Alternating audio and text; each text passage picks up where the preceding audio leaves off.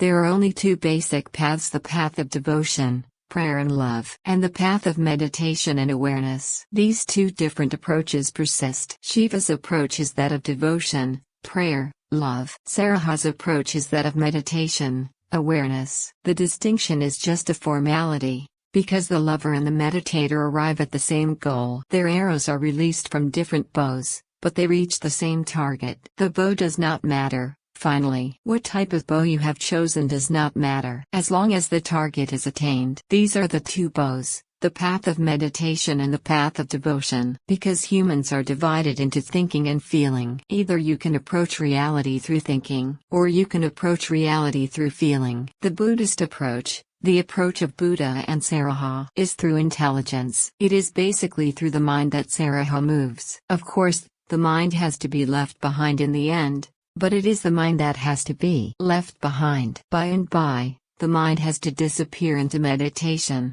but it is the mind that has to disappear. It is the thinking that has to be transformed, and a state of no thought has to be created. Just remember, it is a state of no thought, and that can be created only by slowly dropping thoughts. So the whole work consists in the thinking part. Shiva's approach is that of the feeling of the heart. The feeling has to be transformed. Love has to be transformed so that it becomes prayerfulness. On Shiva's, the devotee and the deity remain, but at the ultimate peak they disappear into each other. Listen to it carefully. When Shiva's tantra reaches its ultimate orgasm, the I is dissolved into thou, and the thou is dissolved into I. They are together. They become one unity. When Saraha's tantra reaches its ultimate peak, the recognition is that neither I nor thou is right, neither I nor thou is true, neither I nor thou exists, both disappear. There are two zeros meeting, not I and thou, but neither I nor thou. Two zeros, two empty spaces, dissolve into each other. Because the whole effort on Saraha's path is in how to dissolve thought, and I and thou are part of thought. When thought is utterly dissolved, how can you call yourself I?